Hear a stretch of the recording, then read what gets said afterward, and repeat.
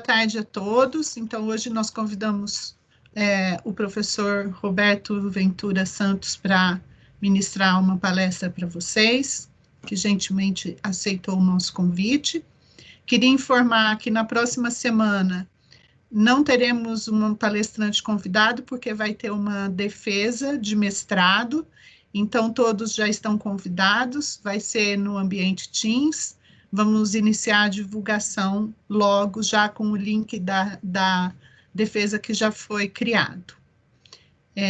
Então, o professor Roberto é formado na UNB, mestrado também na UNB, né, Roberto? E doutorado, esqueci aonde. Em Chicago, na Universidade de Chicago, mesma Universidade do Paulo Guedes. Olha só que coisa importante tem no currículo dele. O professor Roberto também trabalhou por algum tempo como cedido pelo UNB, no Ministério de Minas e Energia, na secretaria, que era de mineração e agora tem um nome longo. Também trabalhou por um bom tempo como diretor da CPRM e nos últimos anos voltou com toda a energia cheio de projetos na UNB. Então, a palavra está com você, Roberto. Obrigado, Roberta. Assim, por oportunidade de falar para vocês quase que de última hora sobre esse tema.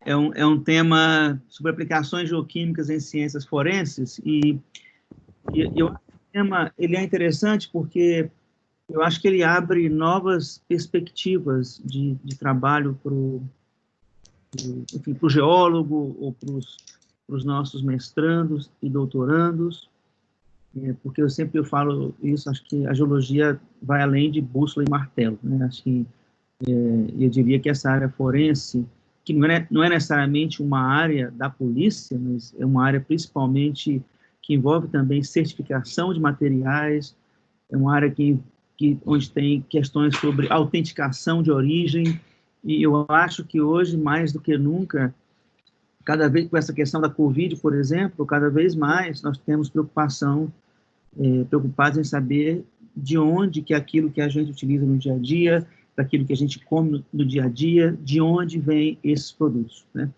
Eu acho que ontem mesmo eu vi uma mensagem, uma reportagem sobre a questão do salmão na China, né? Com essa questão aí da Covid, ou seja, de até que ponto o salmão que poderia ou não ser um alimento que estivesse contaminado. Enfim, e hoje em dia também eu acho que há uma preocupação muito grande, principalmente nos mercados mais evoluídos, mais avançados, nós temos um fingerprint, né? Ou seja, uma identidade de origem. E nós também aqui no Brasil já temos isso, né? Antigamente se comia, por exemplo, carne de um açougue que se matava boi clandestinamente, né? Hoje em dia isso é muito mais raro aqui no Brasil, mas mesmo assim nós queremos saber a origem. Queremos saber a origem da nossa água mineral, queremos saber a origem da nossa, por exemplo, do azeite, queremos saber a origem da farinha de trigo, queremos saber se a cerveja que a gente toma é uma cerveja à base realmente de cevada ou é uma cerveja de milho, e por aí vai, né? Então, isso tá envolvido não só com alimentação, como também com aquilo que a gente consome no dia a dia, como, por exemplo, não consumível, mas, por exemplo, madeira, né, que é uma questão importante. A pergunta é, você compraria um móvel de uma madeira que foi explorada ilegalmente da Amazônia? Né? Hoje em dia, o número de pessoas que eventualmente compraria isso está ficando cada vez menor, né? E para isso tem que se desenvolver todo um trabalho, toda uma área de certificação de origem, onde eu acho que o trabalho das geociências também tem um espaço para isso. E esse espaço, ele existe na medida em que várias dessas certificação de origem envolve a questão geográfica. Então, o que eu vou falar muito para vocês aqui hoje é como é que ideias ou caminhos onde nós podemos fazer uma associação entre a localização geográfica dos materiais e como que isso é transferido, como que isso fica registrado nos vários materiais que, enfim, que se tem interesse. E não só materiais, mas também seres humanos, como também papel, como também, enfim, qualquer tipo de questão que se venha à tona. E a geologia ou as geociências, né, tem uma importância para isso, porque muitas das coisas que nós trabalhamos são questões que existe esse componente de identificação geográfica. Outro ponto também que eu queria mencionar é que existe uma relação, uma semelhança entre a geologia e, eu diria, embora eu não seja especialista nisso, mas até onde eu tenho visto, entre a perícia criminal, propriamente dita, né? Na medida em que ambos procuram contar uma história a partir de processos. Então, quem trabalha na ciência da terra, ou o geólogo, uma parte do trabalho que nós fazemos é justamente recontar uma história e, ao longo dessa história, entender os processos, né? Então, é nesse sentido que eu gostaria que vocês percebessem a palestra que eu vou dar hoje, né? E eu queria começar essa palestra por essa é uma reportagem do New York Times sobre as últimas horas do Iceman. Iceman é o Otzi. Você não está compartilhando com a gente. Desculpa.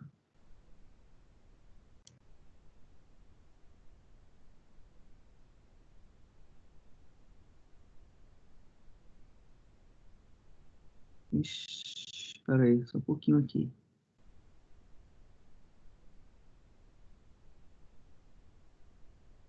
Agora foi, Roberta?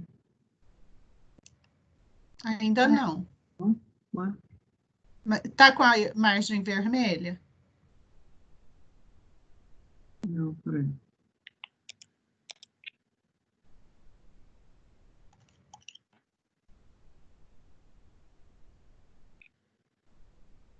Devia estar compartilhando, não tá? Não. Vou encerrar aqui.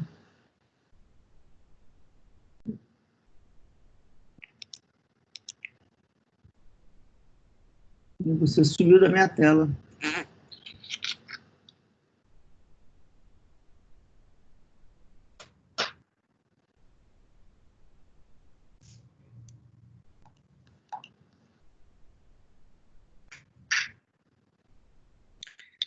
Roberto, tem que ser uma apresentação. Está no PowerPoint, tua apresentação? Tá, mas eu sempre usei assim. É porque, se for o caso, quando eu fiz a minha, eu tinha feito no Keynote. O Keynote não compartilha aqui no Teams por algum motivo. Agora foi, né? Deixa eu fazer aqui agora.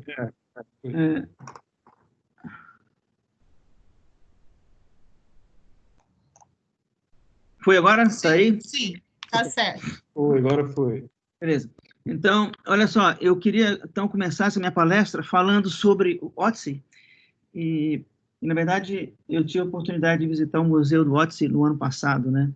E é uma coisa fantástica. E o Otzi, eu não sei quantos de vocês que lembram, mas o Otzi é o chamado o Iceman. E o Otzi, ele tem 5.300 anos que morreu, né? Na verdade, é um corpo humano de 5.300 anos, que seria o corpo humano mais antigo que a gente tem notícia. Deixa eu só desligar meu celular aqui, porque...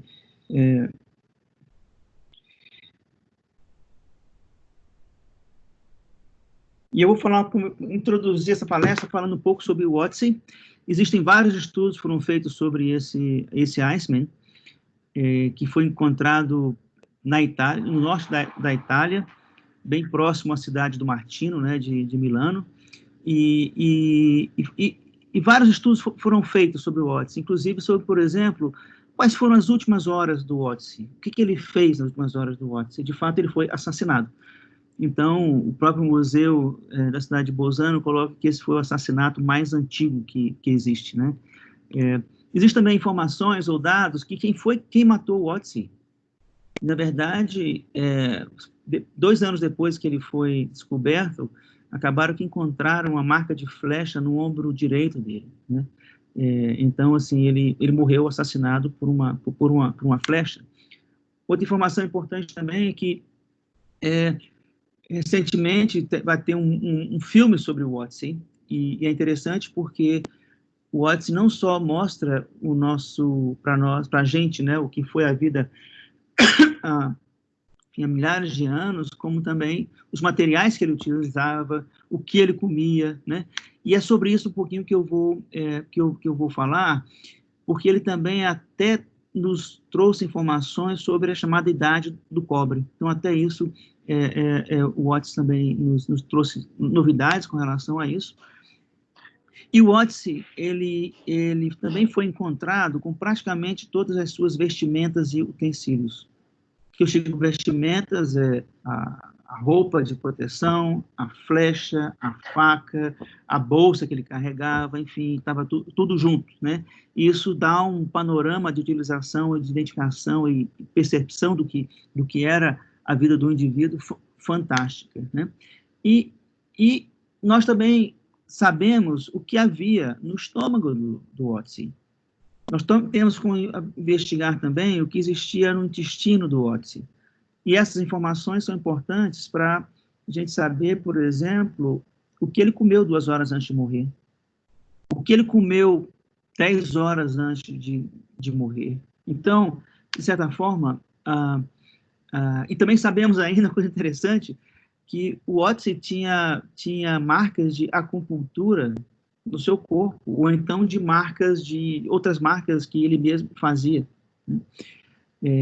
Isso 5.300 anos atrás. E aqui está uma imagem do Odyssey, que é chamado O Homem do Gelo. Essa é uma construção, obviamente, em cera, e quando o Odyssey foi encontrado, ao redor do corpo foi encontrado todas essas peças. Estou colocando isso e trazendo isso para a nossa discussão, porque uma parte do trabalho, digamos, de reconstrução da vida do Odyssey envolve um conjunto de dados, um conjunto de informações, que é, por exemplo, informações sobre o que existia no estômago do Odyssey, informações sobre o que existia no intestino do Odyssey. Isso dá a ideia para a gente de o que ele havia comido há 2 horas ou 10 horas atrás. Qual era o material da roupa do Odyssey? A roupa dele, a gente vai ver que tem uma variedade de couros, né? Então, isso dá uma ideia, por exemplo, de que tipo de animal que ele caçava. Inclusive, tem parte que é couro de urso. E aqui eu coloquei esse slide, que é justamente para a gente ter uma ideia das várias perguntas que podem ser respondidas, ou como é que nós podemos, em outras palavras, recontar a história do Odyssey a partir dos materiais que ele nos deixou, né? Então, por exemplo, existe preservado ainda o cabelo e barba. E cabelo e barba é queratina. E queratina é um material fantástico. Eu ia falar um pouco sobre ela, mas eu resolvi tirar por conta do tempo. Mas queratina é um tecido que possui hidrogênio, oxigênio, nitrogênio, carbono, enxofre e cálcio. Ou seja, nós podemos, a partir da queratina, estudar vários isótopos no cabelo. E não só estudar a composição isotópica de um fio de cabelo, mas estudar também a composição isotópica ao longo do fio do cabelo, que nos daria, por exemplo, qual é a história, né, em que esse indivíduo, o que ele comeu, por onde ele foi, enfim, você pode tecer várias informações sobre isso. A queratina também é unha, né? Então, tem gente que trabalha somente com composição isotópica de unha, para saber se uma pessoa come carne, ou come verdura, ou se ela come mais milho, se ela come mais mandioca, né? Então, a unha tem todas as informações do ponto de vista da paleodieta, como também tem informações do ponto de vista da localização, com base aí na composição isotópica de estrôncio, que eu vou mostrar para vocês mais à frente. O Odyssey também tem dentes preservados, né? Eu vou mostrar para vocês alguns dados sobre dentes. A gente trabalhou muito com dente aqui, com o Murilo e outros estudantes, principalmente do ponto de vista arqueológico, e eu vou mostrar para vocês que, com base na composição isotópica do dente, que os pesquisadores concluíram que o Odyssey não morreu aonde ele cresceu. Ou seja, ele estava a mais de 40 quilômetros de distância do seu local de origem, já mostrando que há 5.300 anos atrás as pessoas andavam, talvez, bastante, né? E tem ainda várias informações, como já coloquei, né, do estômago, alimentos e assim por diante. Outro conjunto de informações do indivíduo como Otzi é o vestuário, as armas e utensílios, ou seja, que tipo de material foi utilizado para fazer as armas, né? É uma rocha rica em sílica. Os sapatos do Otzi, que, na verdade, ele foi encontrado nos Alpes, na região fria, então ele tinha que proteger os sapatos com couro e, de verdade, e gramínea. E outra coisa importante também, que eu vou comentar somente agora, que nós sabemos que o Otzi morreu no final do verão. Por conta de quê? Por conta dos pólens. Então, uma das questões importantes com relação a esse conjunto de informações é que cada tipo de dado que nós temos aqui fornece informações distintas que permite que se reconte a história, praticamente a história de vida desse indivíduo. Então, eu vou mostrar para vocês rapidamente alguns slides de Otzi, que eu acho uma coisa bem interessante. Eu confesso que eu fiquei bastante, assim, impressionado, né, muito marcado por essa, assim, não pelo objeto em si, mas pela perspectiva de se contar a história do indivíduo por conta daquilo que ele deixou para trás e marcas no seu próprio corpo, inclusive, né? Esse trabalho do Otzi já foi objeto de vários estudos. Quem tiver interesse tem uma vasta publicação sobre isso. Continua-se a publicar sobre o Otzi. Um desses trabalhos saiu na Science, né, que é sobre a origem e migração do Alpine Iceman. O Otzi foi encontrado no norte da Itália, e quase bem próximo da cidade de, como falei já, esse aqui é norte da Itália, nos Alpes. Então ele estava já numa condição bastante alta, e o Otzi foi encontrado muito próximo à fronteira com a Áustria. E obviamente que essa região é a região de montanhas, né, chamada Ötztal Mountains, por isso que o nome vem de Otzi. E existe um fato interessante também com relação à história dele, ou a descoberta desse corpo, porque esse corpo foi encontrado por um... preenchimento, ele vai ser igual ao que a gente já viu, tá? Ok, o corpo do Otzi foi encontrado por um casal de alemães que estavam, enfim, de férias durante um momento de degelo. Então, acabou aparecendo, e esse é uma imagem, né, do corpo, e ao redor dessa região é que foi encontrado aqueles vários utensílios, né, como a flecha, como roupas, enfim, por diante, e conseguiu-se reconstruir todo aquele modelo que mostrei para vocês anteriormente. E esse casal de alemães acabou inicialmente comentando, mas informando, não ao lado italiano, mas ao lado austríaco, de que havia de se descoberto um corpo.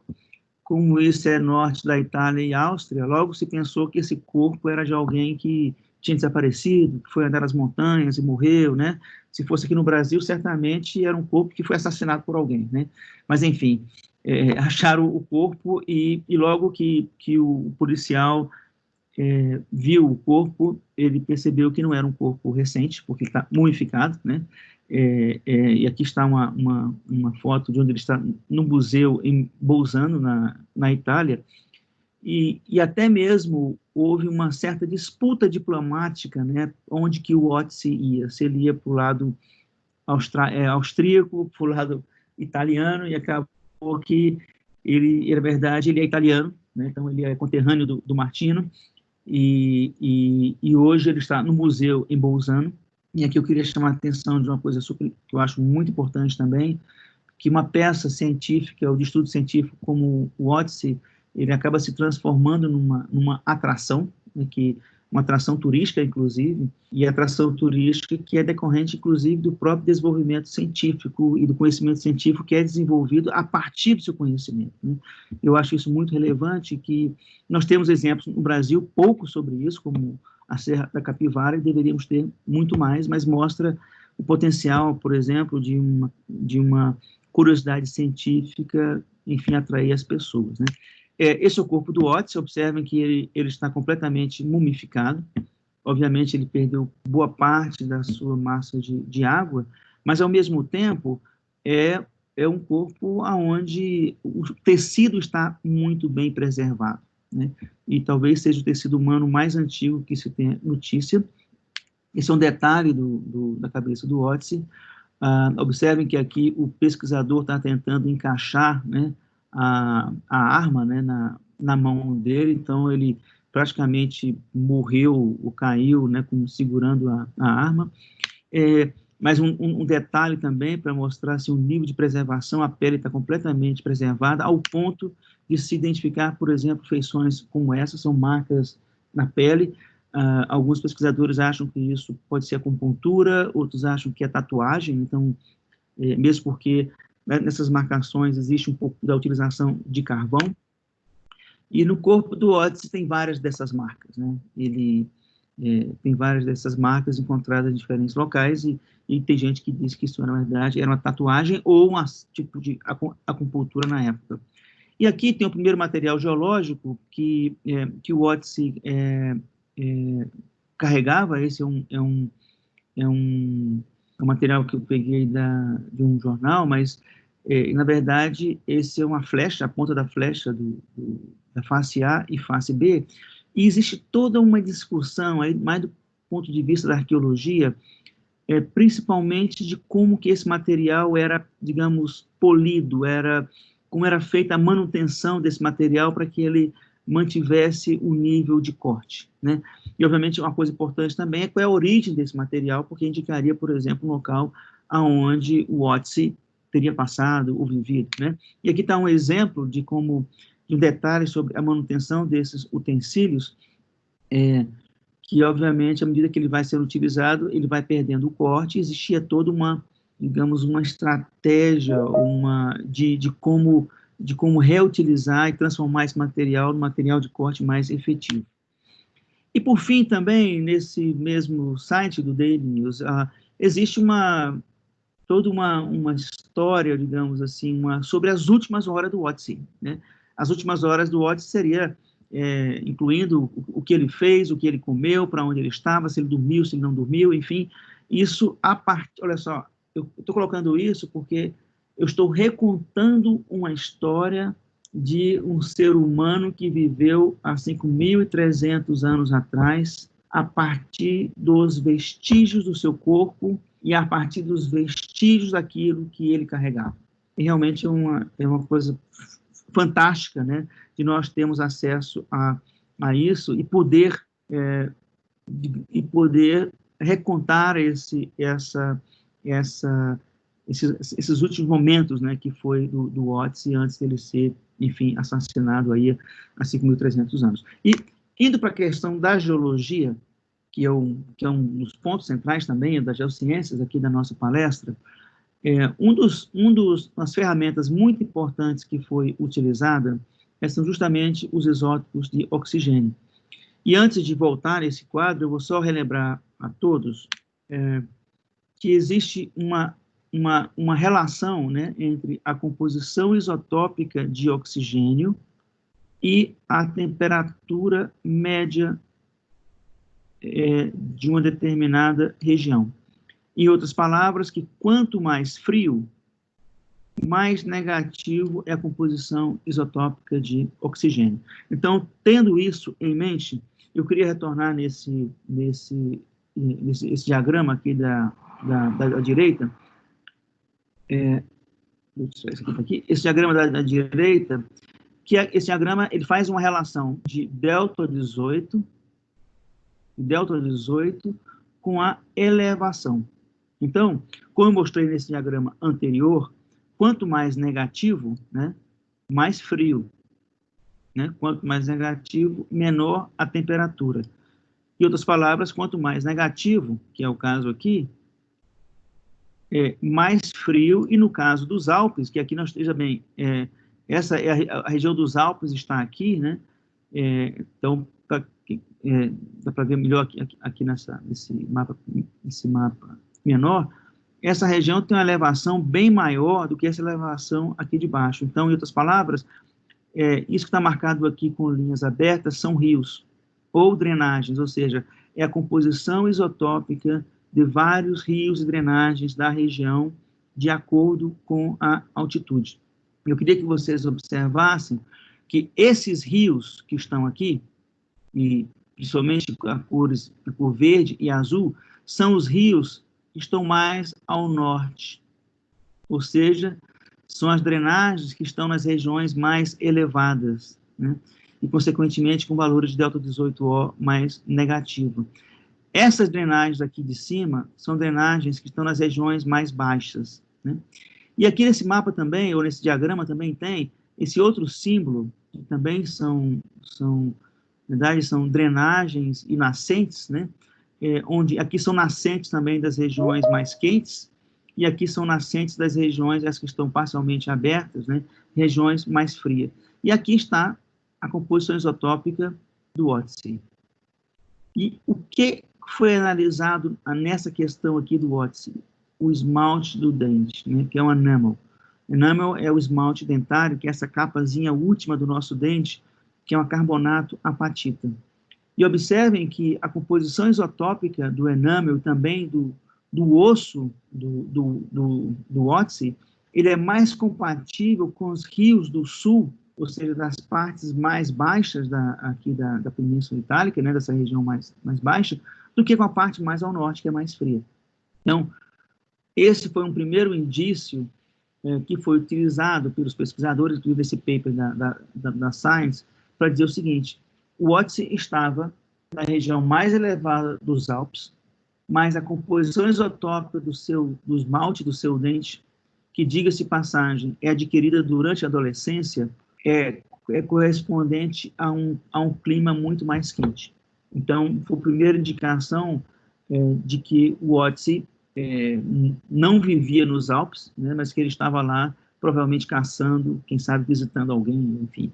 Mas ele estava bem distante do seu local de origem.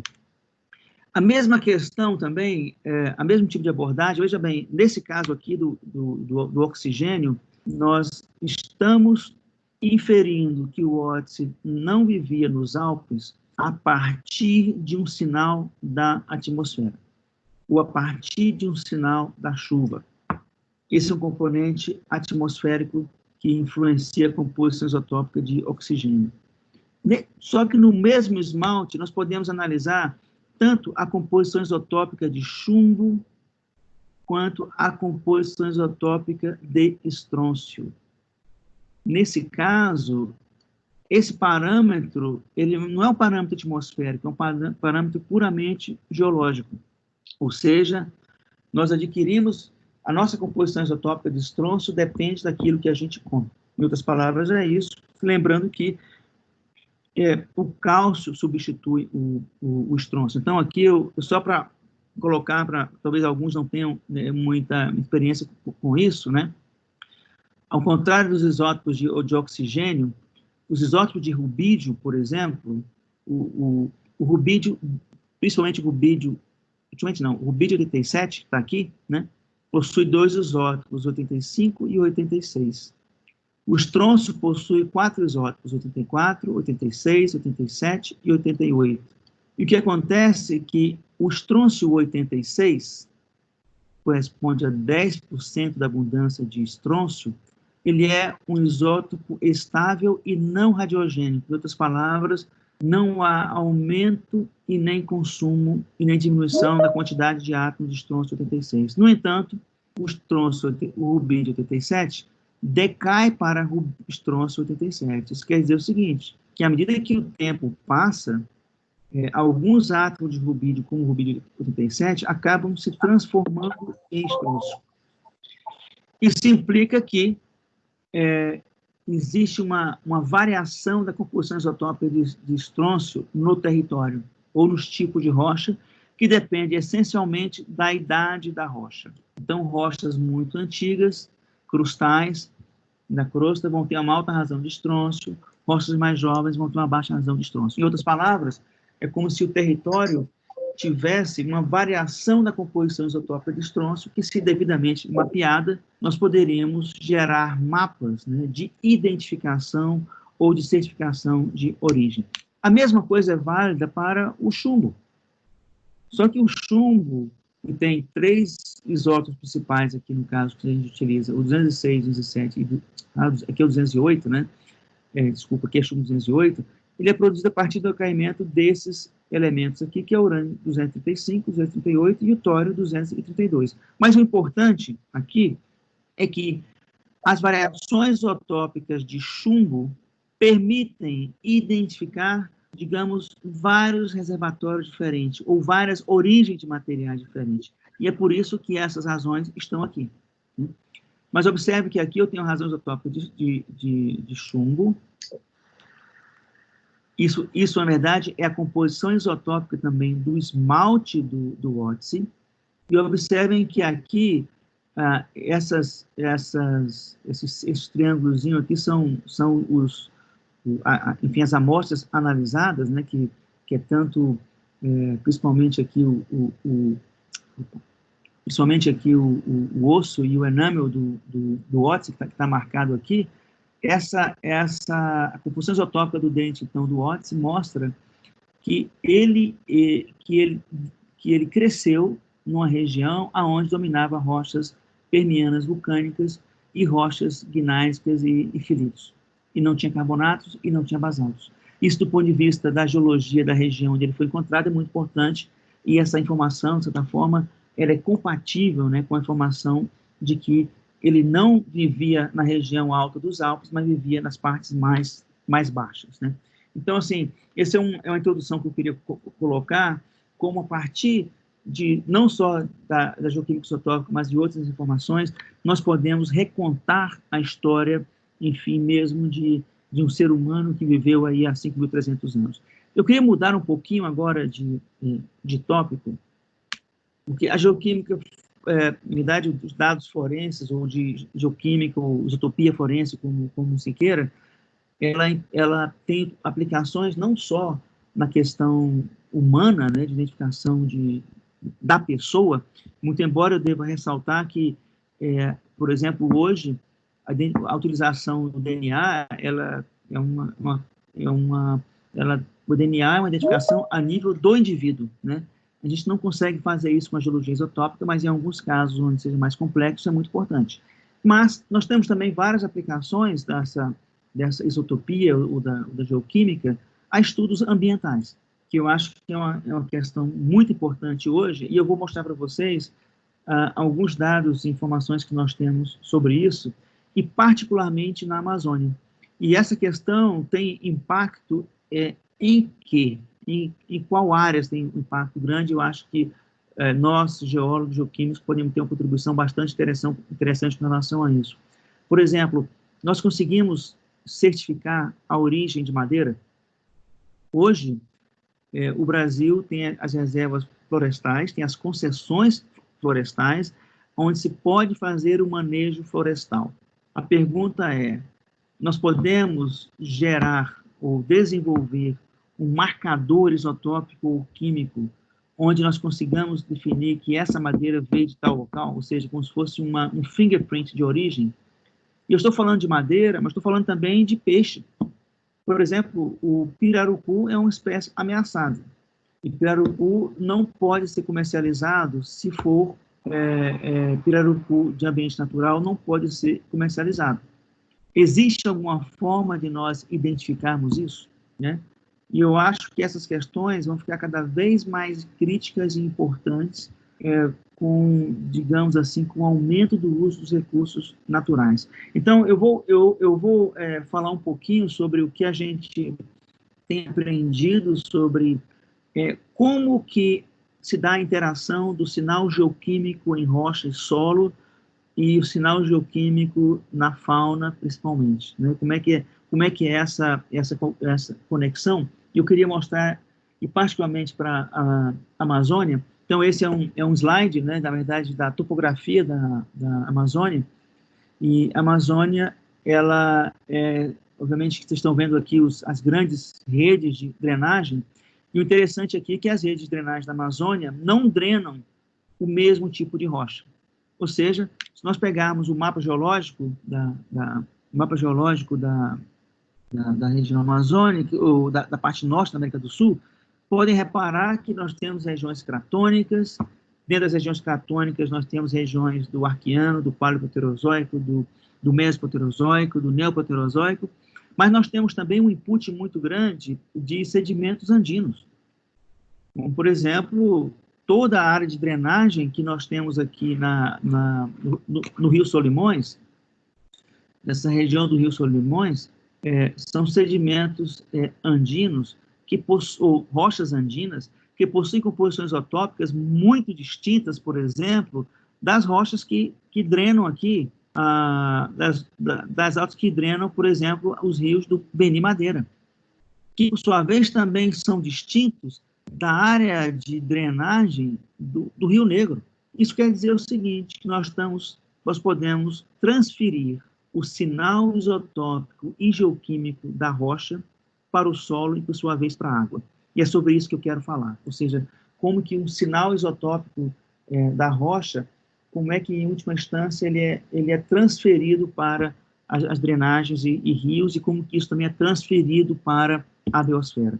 Isso é muito importante porque, se nós conseguirmos gerar um modelo que seja bem razoável, a ideia é sair da biosfera e tentar retornar e saber qual é a origem desse organismo da biosfera. Então, isso começou, na verdade, com um trabalho que a gente desenvolveu sobre as variações sazonais de estrôncio em rios da Amazônia, e foi a partir daí que essa coisa começou e tem dado frutos bem interessantes. Vou mostrar para vocês o porquê disso, né? Esse diagrama, esse mapa, vários de vocês talvez já conheçam, mas aqui é a composição, o primeiro número de cima é a composição isotópica de estrôncio, esse número de baixo é a concentração de estrôncio. Então, observem que aqui é a bacia do Rio Solimões, que está em azul, né? A bacia do Solimões. Aqui, em amarelo, é a bacia do Rio Madeira. Observem que só por esse mapa dá para perceber claramente que o Rio Solimões, a bacia do Solimões, o estrôncio é bem menos radiogênico do que o Madeira. E aqui em cima está a bacia do Rio Negro. Eu vou mostrar essa figura um pouco melhor para vocês verem um pouco mais à frente.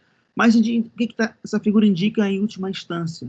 Que a depender da bacia, a depender do rio, a minha composição isotópica de estrôncio é completamente diferente. Então, de certa forma, a pergunta é, nós podemos identificar se um peixe veio do Rio Amazonas, do Rio Solimões, do Rio Madeira ou do Rio Negro?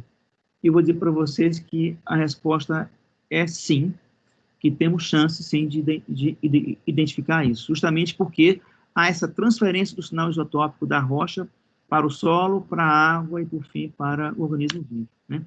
E aqui tem uma imagem, esse slide dá uma ideia dessa variabilidade isotópica, não só no ponto, mas também no tempo, né? Então, aqui é um conjunto de dados que vai de 2003 a 2012. E dá para a gente perceber algumas coisas bem interessantes desse diagrama aqui. Uma questão interessante são essas amostras aqui embaixo, né? Essa amostra aqui embaixo é de um lugar chamado Francisco Orellana. Francisco Orellana fica no Equador, que é essa região aqui.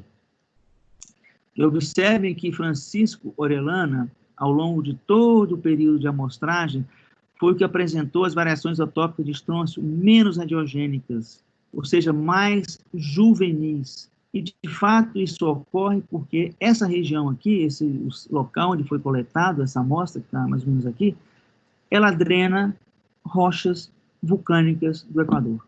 Então, essa região é cheia de vulcões, né?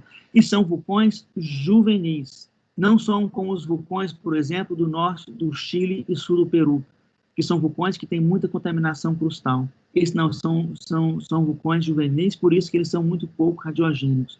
A implicação disso é que essa região de Francisco Orellana, particularmente a drenagem, que é o rio Napo, possui características isotópicas de estrôncio muito específicas. Então, se nós temos um peixe que tem essa composição isotópica abaixo aí em torno de 7,05, 7,06, é quase 100% de chance, ou muito grande a chance, de que esse peixe venha dessa região de Francisco Orellana. Veja bem, eu não estou colocando 100%, mas uma chance muito grande, porque nós podemos também ter outras áreas que tenham rochas ultramáficas, por exemplo, que sejam um pouco radiogênicas, né? Outra coisa interessante também, com relação a essa figura, são esses rios aqui em cima, que esses rios aqui são os rios Negro, Serrinha, né? Tem o Rio Negro e também o Rio Tapajós. Ou seja, eles são extremamente radiogênicos, porque eles drenam rochas pré-cambrianas. Ou melhor, drenam rochas cristalinas. E rochas cristalinas têm uma razão isotópica de estrôncio muito grande. Então, seguindo, uma outra coisa importante também, interessante com relação a essa figura, a esses dados, é que existem rios que têm um comportamento muito linear, né, ou muito estável, como é o caso do Rio Solimões, mas tem drenagens, como é o caso do Beni Madeira, que é essa que está aqui em verde, que tem uma variação bastante grande. E essa variação, observem que ela se propaga para o rio Amazonas. Ou seja, esse sinal que nós estamos vendo aqui do rio Beni Madeira é um sinal que é gerado aqui, ó. Ele é gerado na região andina, e esse sinal, ou seja, que sinal que eu estou falando, essa variação aqui, é uma variação sazonal, e ela se propaga até a região de Óbidos, que fica mais ou menos por aqui. Olhando em detalhe o que acontece com o Rio Madeira, eu espero que esteja para vocês verem essa figura do Google. Aqui está a cidade de Curenabaque, e o Curenabaque é um rio extremamente caudaloso, muito rico em sedimentos em suspensão, ou seja, ele está erodindo fortemente esse front aqui dos Andes, né? Nós estamos aqui em Curenabaque. E o que acontece nessa figura que está mostrando, em verde, nessa linha contínua é a composição isotópica de estrôncio. E a linha tracejada é a concentração de estrôncio. Então, aqui eu queria colocar duas coisas importantes e distintas. Uma é a composição isotópica, ou seja, é a razão entre estrôncio 87 e estrôncio 86, que é um indicador da origem ou do tipo de rocha. E o outro, que é a linha tracejada, é a concentração do elemento estrôncio, né?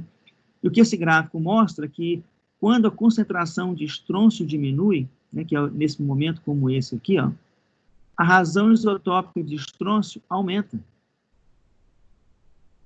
Essa diminuição da razão da concentração de estrôncio é decorrência de chuva, ou seja, do período chuvoso. Então, essa diminuição de estrôncio implica em diluição. É como se eu estivesse diminuindo a concentração do estrôncio porque eu tenho mais água.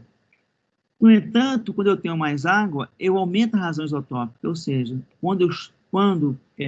nos períodos chuvosos, eu estou jogando dentro da minha drenagem estrôncio mais radiogênico, ou em outras palavras, estou jogando na minha drenagem solos, resíduos, enfim, de material de rocha finos, de composição isotópica mais radiogênica, ou seja, na bacia do Rio Madeira, o período de chuva e o período de seca drena rochas diferentes. Ou, em outras palavras, erode materiais distintos, né? E esse sinal é preservado, inclusive aqui, né? Ele aparece, inclusive, em Óbidos, que está a quase, sei lá, 2.000 quilômetros de distância. Por que isso tudo é importante? Porque nós podemos usar essas variações justamente para estudar a origem de peixes na Amazônia, seja peixes ameaçados, não só peixes, mas também tartarugas, como tem gente que está fazendo isso. Podemos também gerar um modelo como esse para madeira ou para o que quer que seja, do ponto de vista da fauna e da flora, né? E aqui é um trabalho que, na verdade, tem 2 artigos aqui, que a gente tem um grupo que a gente participa, que justamente sobre essa origem usando o peixe como fingerprint. E nesse outro trabalho, nós também aplicamos essa mesma ferramenta para estudar esse um bagre gigante, né, da Amazônia. Esse bagre, ele viaja mais de 6.000 quilômetros durante a sua vida. Então, só para sinalizar o que é isso, essencialmente, como é que esse registro é feito, essencialmente, aqui está a água, né? Aqui está a água, E o que acontece na água, eu tenho um átomo de cálcio e de estrôncio, e acaba que esses átomos, tanto cálcio quanto estrôncio, são incorporados na estrutura do otólito. Uma questão importante, que o otólito é aragonita, ou seja, o otólito é um carbonato de cálcio, e particularmente uma aragonita que tem muito estrôncio, o que possibilita coisas bem interessantes a serem desenvolvidas aí pela frente. E o que esse trabalho, o que a gente tem feito, e que eu espero que a gente venha fazer isso em Brasília muito em breve, é trabalhar com esse otólito, né, que essa, na verdade, é um osso, né, que é semelhante a um carbonato, né, otos vem de ouvido, né, e o que acontece nesse otólito, dá para vocês verem aqui nessa figura, aqui são linhas de crescimento. Ou seja, durante o crescimento, a vida de um peixe, essa estrutura vai aumentando, ela vai crescendo. E à medida que ela vai crescendo, ela vai registrando toda a composição isotópica de estrôncio que o peixe está comendo ou da água que ele está vivendo, né? Isso a gente consegue obter por isso aqui, ó. Então, observem, isso aqui tem aproximadamente, são centímetros de comprimento, somente 2 ou 3 centímetros. Esse não é um dado, como a gente faz aqui em Brasília, com pó, é laser. Então, eu espero que a gente bater isso muito em breve aqui, mas é poder determinar a variação da composição isotópica de estrôncio utilizando laser com uma altíssima resolução espacial. Poderíamos não só analisar perpendicularmente enfim, as linhas de crescimento, como é o caso aqui, mas poderíamos até fazer um mapa dessas linhas, se fosse o caso. Então, de fato, o que essas linhas estão registrando seriam os locais ou os rios ou por onde o peixe está passando. E aqui eu vou mostrar para vocês outra coisa que é importante, obviamente que para fazer isso com o otólito, nós temos que matar o peixe, enfim, tirar o otólito da cabeça do peixe, né? Mas do ponto de vista existem técnicas que não necessariamente precisa matar o peixe, que é o que está sendo mostrado aqui, onde ao invés de fazer análise isotópica do otólito, uma possibilidade é utilizar a escama, né? Esse é um trabalho que a gente desenvolveu também com esse grupo de colaboradores, e esse gráfico mostra que a composição isotópica do otólito, ela se compara, ou pelo menos ela varia linearmente com a escama. Da mesma forma como a composição isotópica do peixe varia linearmente com a água, seja da escama, seja do otólito. Ou seja, é uma ferramenta muito interessante que poderia ser aplicada a outros tipos de organismos, né? E eu queria mostrar para vocês, assim, um caso do bagre gigante da Amazônia, já que a gente pode fazer essa análise isotópica, veja bem, aqui eu estou falando aqui de 4 milímetros, ou seja, estamos 4 centímetros, desculpa, estamos analisando isso aqui ao longo de 4 centímetros de comprimento. Observem que essa é uma determinação isotópica com base em laser. E veja o seguinte, nesse caso aqui, essa é a parte inicial do otólito. Então, esse peixe, ele saiu do Rio Madeira, ele migrou para o Rio Amazonas. Eu sempre brinco que nem todo mundo é igual, e nem peixe é igual, né? Um deles parece que se perdeu aqui, ou voltou, ou esqueceu alguma coisa, ou entrou no Rio Negro, enfim, ele saiu do seu caminho, retornou para o Rio Solimões, o Rio Amazonas. De fato, esses peixes vão até a foz do Amazonas e, posteriormente, eles retornam ao local de nascimento, que, no caso aqui, retornam para o Rio Madeira. E observem que, quando ele retorna para o Madeira, olha só o que acontece aqui com as variações isotópicas do estrôncio, né? Que é aquele sinal do Madeira que eu falei para vocês, que é aquele sinal sazonal. Então, com isso, eu acho que a questão importante aqui de deixar claro que, do ponto de vista da fauna, pelo menos da fauna aquática na Amazônia, nós podemos sim desenvolver ferramentas que podem ser utilizadas como identificador de origem, ou pelo menos que ajudem a identificar a origem de espécies animais, né? Esse trabalho também levou a um segundo abordagem que foi feito já com uma espécie, com o pirarucu, como eu falei, uma espécie ameaçada. Esse foi o trabalho da Luciana. O pirarucu é uma espécie ameaçada em que só pode ser pescado em ambiente natural em lugares muito específicos, como na represa de Mamirauá, por exemplo, na reserva de Mamirauá, por exemplo. Mas a gente sabe que existem verdadeiras fazendas, né, de pirarucu. Então, o que a Luciana fez foi procurar identificar ou utilizar a geoquímica isotópica como um parâmetro para se identificar se determinado espécime de peixe era de fazenda, de origem de criadouro ou de ambiente natural. E, obviamente, utilizando essa ferramenta isotópica, ou seja, da relação da assinatura animal com a assinatura geográfica, né? Aqui tem um trabalho também, foi feito com otólito, nós pegamos amostras na região do Madeira, por pegar amostras também na região do Amazonas Central, do Baixo Amazonas, e o trabalho da Luciana, ela mostra, na verdade tem outra figura que é mais interessante, mas eu vou mostrar para vocês, ao contrário desse peixe migratório, o pirarucu é um peixe que não migra, ou seja, ele fica paradinho o tempo inteiro, ele não sai da região onde ele está, né? Então, esse aqui é um pirarucu de ambiente natural. Observem que o pirarucu de ambiente natural, a composição isotópica de estrôncio é extremamente constante. Então, por exemplo, esse pirarucu foi pescado no Rio Negro. Ele é muito constante. Esse é um pirarucu do Rio Solimões. Ele é muito constante. E por aí vai, aqui na região de Madre de Deus, aqui na região do Rio Madeira, aqui também na região do Rio Madeira, obviamente que eventualmente tem um pico como esse, que pode estar associado à questão de cheia, mas como o pirarucu não migra, ele adquire a sua composição isotópica num ambiente homogêneo praticamente durante a vida inteira, né? Já um pirarucu que migra, que é o caso aqui, o pirarucu que é de cativeiro, e que ele está sujeito a mudanças no seu ambiente. Quando eu digo mudanças, é você pegar o peixe e colocar num reservatório, eventualmente esse peixe é retirado ali, colocado em outro reservatório, ele não come somente material da natureza, ele come milho, ele come soja, enfim, ele come vários materiais, mas observem que já um pirarucu de ambiente de fazenda, né, de criadouro, ele tem uma variação da composição isotópica muito grande, né? É bastante grande. Então, esse é um aspecto.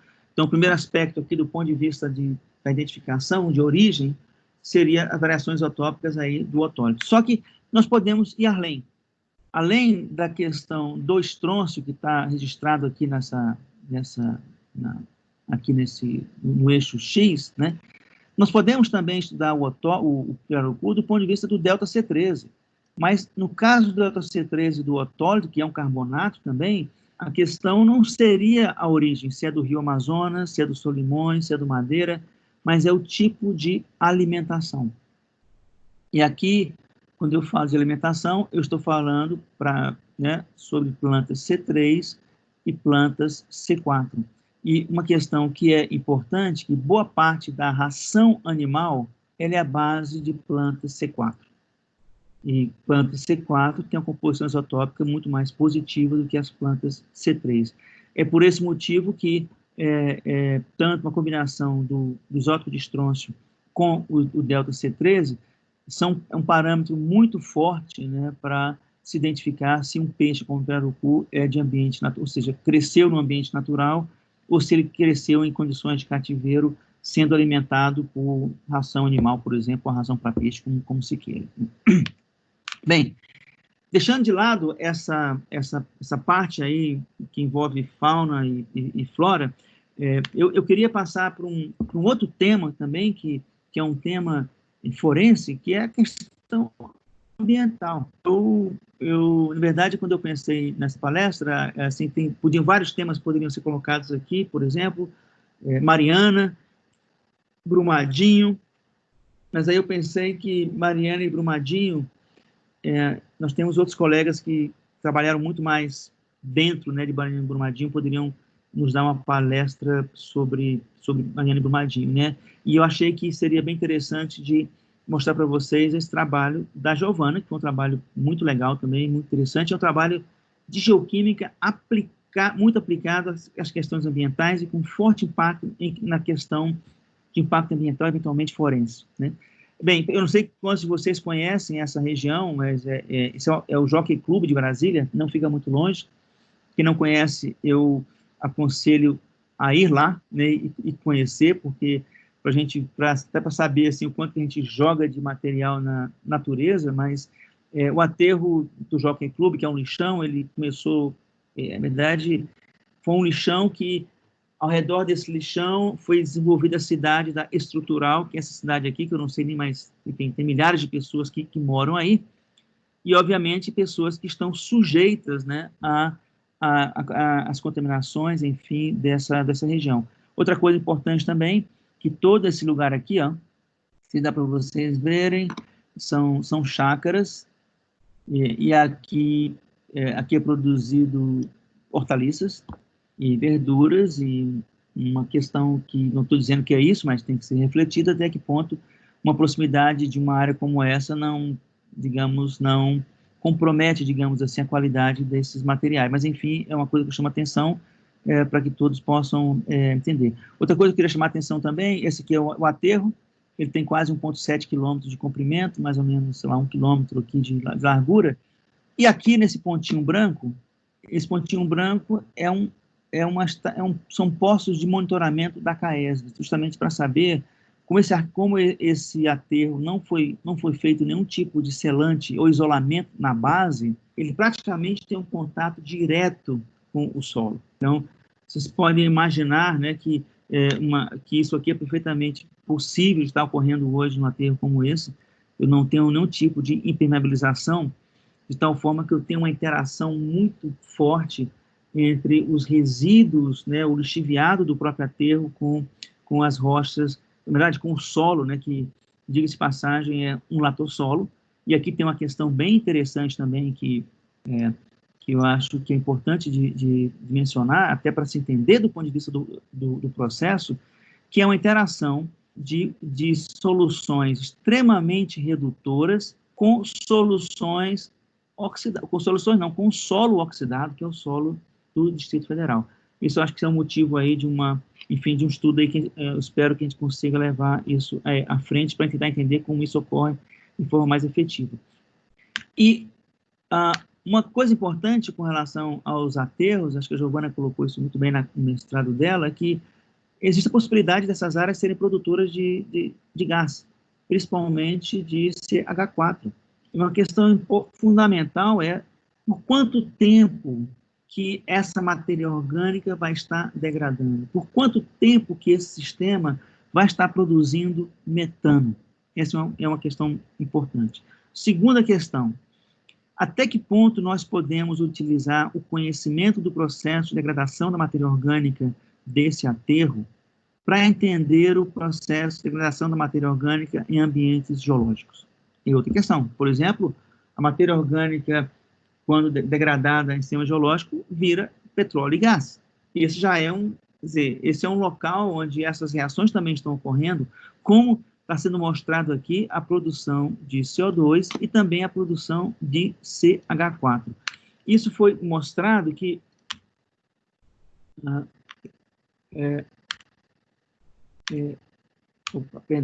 que a evolução da estabilidade biológica, ou seja, do processo de degradação da matéria orgânica, tem vários estágios. Ou seja, tem um estágio inicial, onde tem muito oxigênio disponível.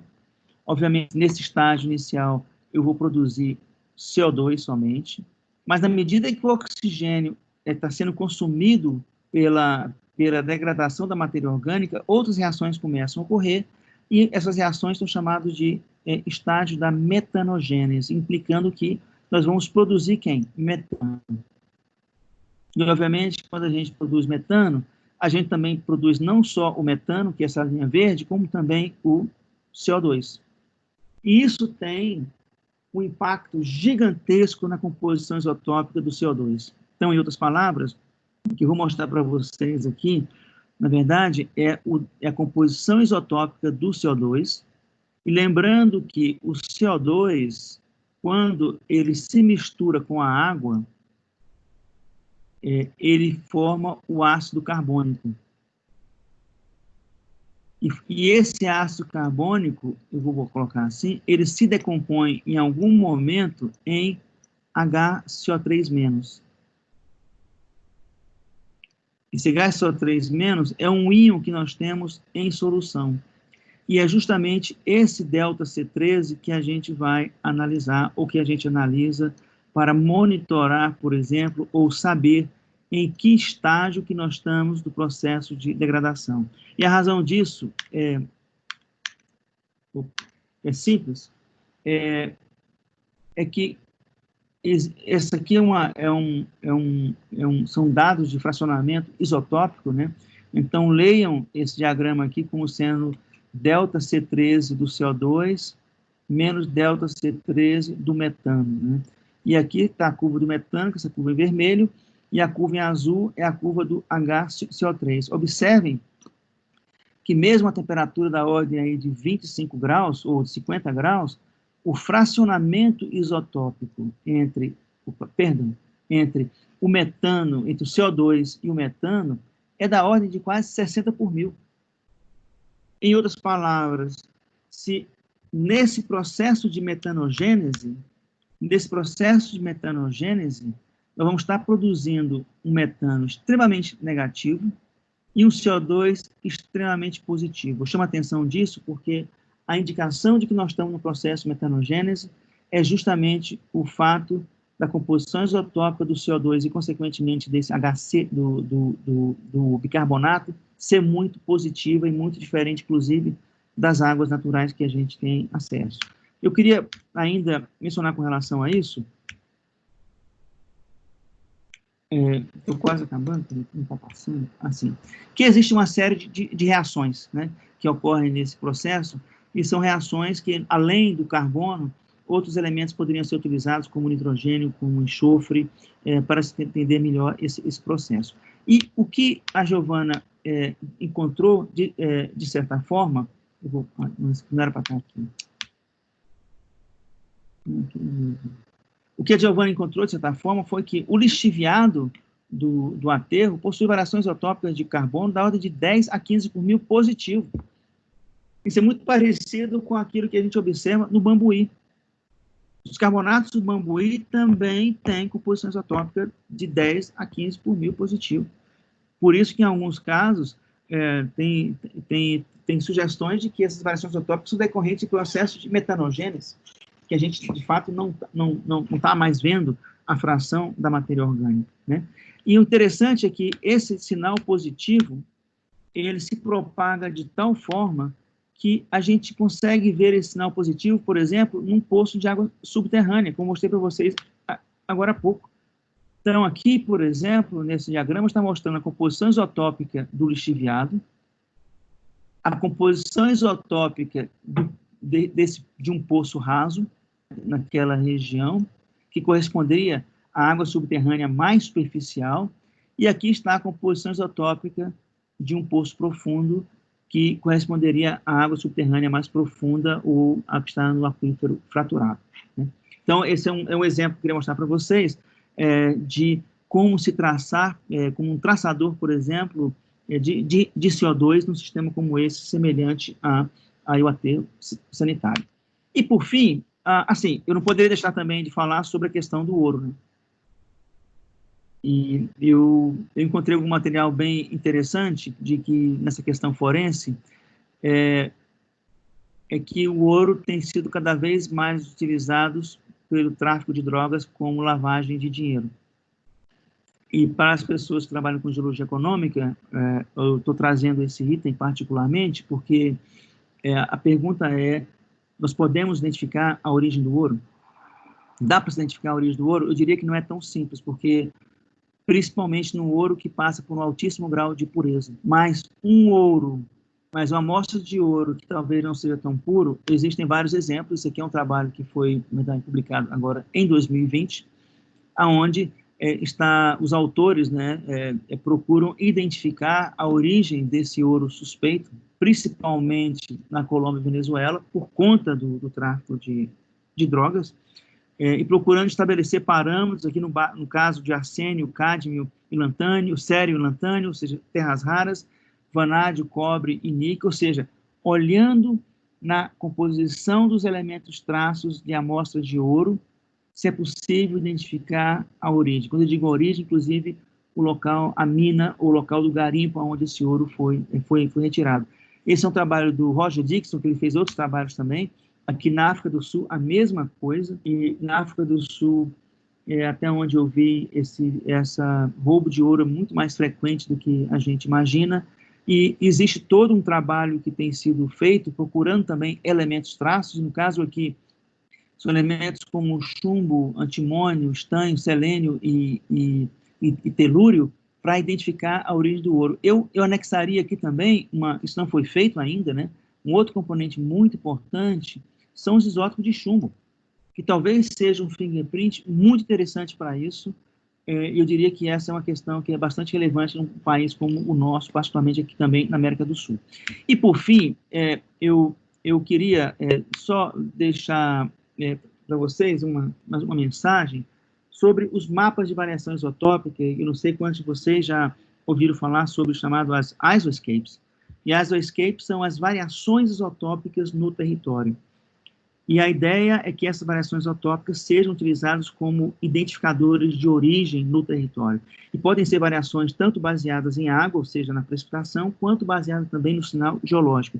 Então, vou mostrar para vocês aqui, existem modelos para isso. Então, a questão principal aqui nos Estados Unidos, que foi feito já pelo Bataille e colaboradores, é como que, a partir da composição isotópica da rocha, da idade da rocha, do tipo de rocha, como que nós podemos modelar a transferência desse sinal isotópico para a biosfera. E, obviamente, esse estronço tem que ser um estronço livre, né? Ele tem que ser um estronço que é solúvel, né? Então, tem gente trabalhando com isso. Então, essa aqui são vários modelos, né, de variações isotópicas que o Bataille e colaboradores utilizaram.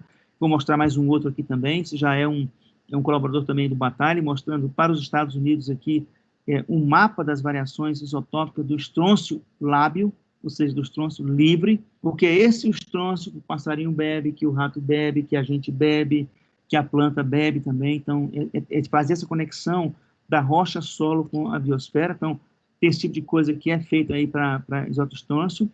É feito também, assim, isso aqui, no caso dos Estados Unidos, para água de consumo humano.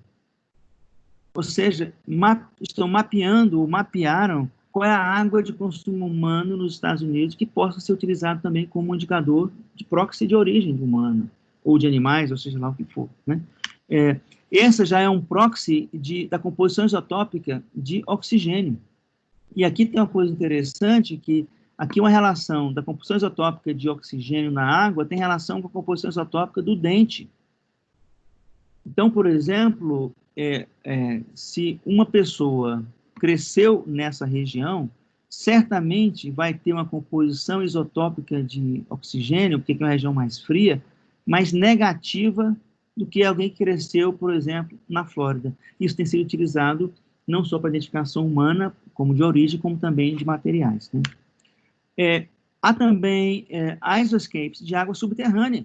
Eu acho que muito em breve vamos ter que pensar em algo no Brasil, particularmente com águas minerais. A gente já fez algo sobre isso, mas uma identificação da origem e autenticidade de água mineral. Então, aqui foi feito na Irlanda, onde está se comparando, por exemplo, questão variações de altitude, variações de precipitação, com variação aqui do uso do aquífero, de como é que ele é utilizado, e, por fim, com a sua composição isotópica, né? E isso pode ser combinado com água mineral, para cerveja, para vinho, seja lá o que for, né? E no Brasil, essa questão já está começando, né? E particularmente quem tem puxado isso é a professora Gabriela Nardotto, aqui de Brasília. A Gabriela, que tem sido a incentivadora dessa questão do isoscapes, porque isso tem aplicações na ecologia também muito grandes, né? E quem trabalhou recentemente também foi o Fábio, que publicou alguns trabalhos sobre isso, e eu vou mostrar para vocês o que se tem no Brasil de isoscapes, como, por exemplo, da composição isotópica da folha, e mostra claramente que a Amazônia, as variações são muito mais negativas, porque, obviamente, são plantas C3, né? Enquanto a parte aqui interna da América, onde nós moramos, são plantas mais C4. Aqui está o nitrogênio.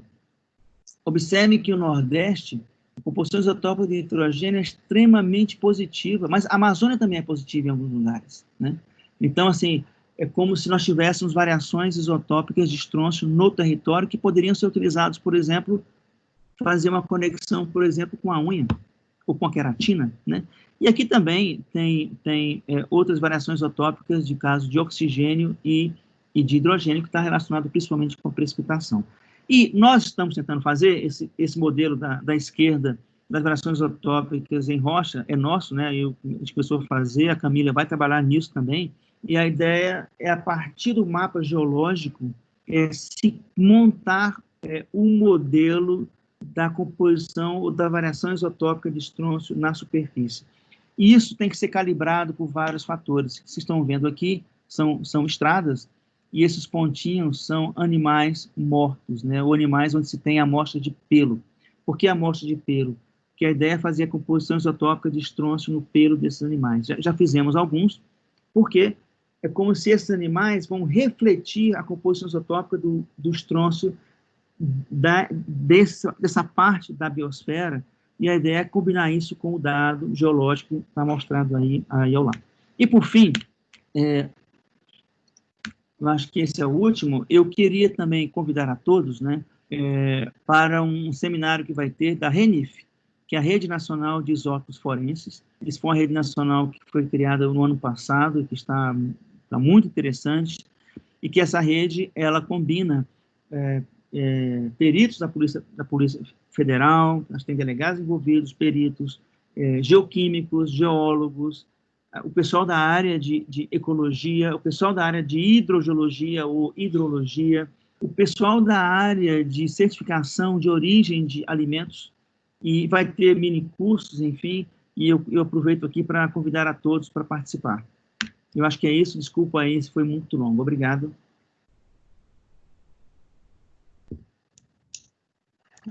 Muito obrigada, Roberto. Muito bacana, muito interessante tudo que você falou. Então, agora acho que primeiro eu vou encerrar a gravação e depois vou abrir para perguntas, ok? Ok.